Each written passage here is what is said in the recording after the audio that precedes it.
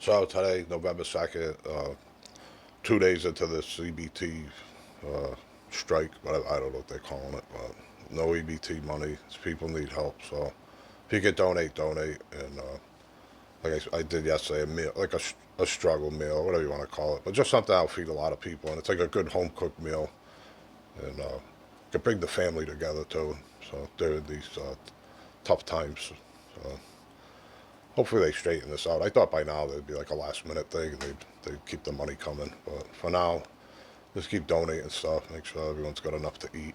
It's important. And I've been putting my videos on TikTok and YouTube and another app, Clapper, and people are really responding well to it. So, it's the whole country. So we're trying to get the word out to donate. So, a lot of people like, whatever. So there's a lot of positive comments and stuff. So, a lot of prayer hands and all that. So, just we'll get through it. But I know from personal experience when I lived in Boston, by the end of the month, my food stamps would dry up, and I'd have about a week where I had no money and no food stamps, and you're just like scraping by, and you got to get up and go to work and be happy and put a smile on and all that and be professional. So, and I didn't make crap for money, so you add in all your bills. It's like it was really hard to make it up there. But somehow, at 8.50 an hour, working at D'Angelo, I maintained myself. So you could do it. It's just you got to be creative too.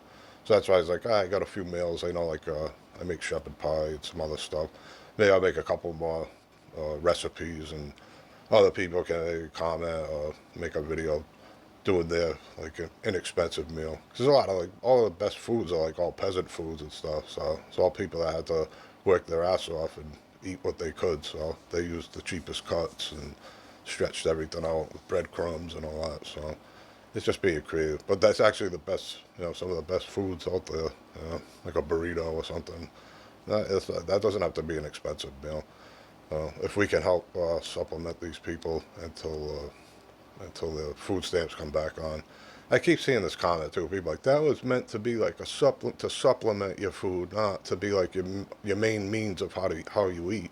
It's like, well, who gives a crap what the philosophy behind it is? Let's just feed these people. Who gives a shit what it was meant for? People are struggling, you know. You want to just let them sit there? The little kids, mommy, I want a sandwich. No, sorry, that was the SNAP benefits were only to supplement our food, so we don't have them now, so we're out of luck. And go back to your room. Anyway, I just keep saying that. I've seen that comment so many times now. I know what it's meant for, but for me, it was transitional. Once I got back on my feet, I, got my act together, I got off them, and that was the end of it. But a lot of people don't know too. When I was up in Boston at the halfway house, they took our cards. They made me go get the EBT, and then brought it back and give me the card. And then they fed us from donated food, and the Greater Boston Food Bank was our like source of food. So the EBT was they took the money and swiped it off it. No wonder the lady had a brand new Yukon Denali, and her husband was driving some like high performance like Dodge Charger or something, and he had a big Dodge pickup and a boat. They were living it up in the South Shore, and well, they said they did it all for us. But anyway, I don't really getting too negative, but our EBT was taken. I don't think all the halfway houses do that, but that one did, and they made a good profit every year too, tax exempt. So they said they did it for us. But anyway, oh, and one more thing, I might as well get negative. They had a huge freezer in the place, and it was locked. So one of my buddies, the kid was like a bank robber. He went over and like popped the thing open, and he's like, "Hey, look at this, Pete," and he popped it up. Tenderloins, turkeys, chickens, all this like the best cuts of meat were in that thing, and they were like, that was going home with them, with the paper towels and all the other stuff. And then like they would eat there too. They'd have to cook, like making them meals and all that. So had to go deliver their meal, like here you go to the director, here you go, you jerk. But anyway, they helped me, so I don't want to get too negative about it, but that's the reality of what was going on there. Anyway, I remember running out of food stamps, and I used to work at D'Angelo, so I'd go see one of my friends, one of the managers. Hey, Chris, can I make a sandwich? This Jamaican guy, he's really cool to me. Yeah, go ahead, please. I guess like use the steak or something like certain meats and stuff. he didn't want me to use because of inventory. He's like, the steak, I can fudge the numbers a little. He's like, go ahead, make like a whatever you want, but certain things. So anyway, it was nice, get a sandwich, and at least you got that. And I get by until the food stamps hit again. But then the other thing is like, I didn't have a car up there, so Stop and Shop was on the other side of JFK UMass, and that was like right behind my house. Now you walk over there, and Stop and Shop wasn't the cheapest option. And if I didn't go there, I'd go to one of the convenience stores on Dorchester Ave, and everything there's like expensive. So your $190 dries up fast. And by the end of the month, you're scraping. Uh, it's. But once I got back on my feet, the point is like that ended, and I feed myself now. But and I think that's the idea behind it. But it's like I don't care what the idea is. Right now, we just got to deal with helping people. So you got a couple of food, like cans of food that's been sitting in your shelf for a little while.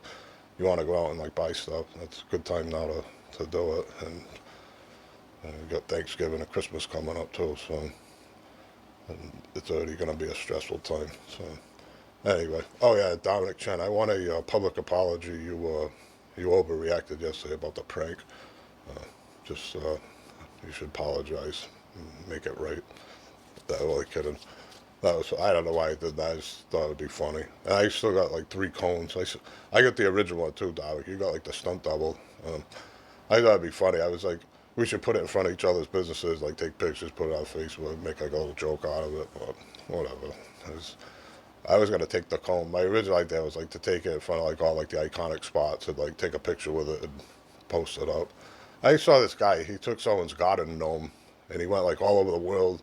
And he had the garden gnome in front of like the Eiffel Tower, in front of like whoever. He was going like London and all these like iconic spots. And he took a picture of the person's garden gnome and went all around the world and then put it back at their house. But it was funny. So I was thinking of something along those lines. That was a few years back, but it was all over the internet when that story came out. But anyway, hey, Sunday morning, just wanted to I just wanted to check in with everyone. Some guy at TikTok always says, "Hey TikTok, just here to check in." It's like, check in what? It's like you don't have nothing to say. You don't have no content. You, you keep showing us you eating steak and going to the gym, and you're fat. Guy reminded me of myself. And but he come on when he had nothing else to say. He go, "I'm just here to check in." So yeah, I just came in to check in. Like anyone cares. But yeah, yesterday was good. I had a good day yesterday. So anyway, keep giving back. Let's get those canned goods rolling in. Whatever. Was it non-perishable foods? That's what they could use the most. And I'll keep promoting this stuff too. Like try to get as many people to help out. One of my friends one of my followers and friends, they came to the city. They live out of town. They came in yesterday, donated too. So it's getting out there. Sometimes you just got to pound home the message. But it looks like people are donating like crazy, so that's good. Oh, and during the election too, they're gonna be collecting canned foods and non-perishable foods at all the precincts. So you can bring a couple of things with you, so whatever. You can figure it out. But if you got a couple of things sitting at your house, you can do without, bring them in, and go vote too.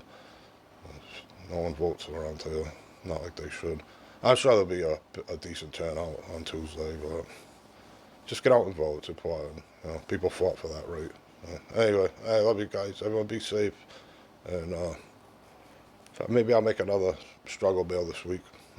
Another recipe. Or someone else make one and we'll see. We'll start giving people ideas. Keep them fed. All right. Everyone have a great day.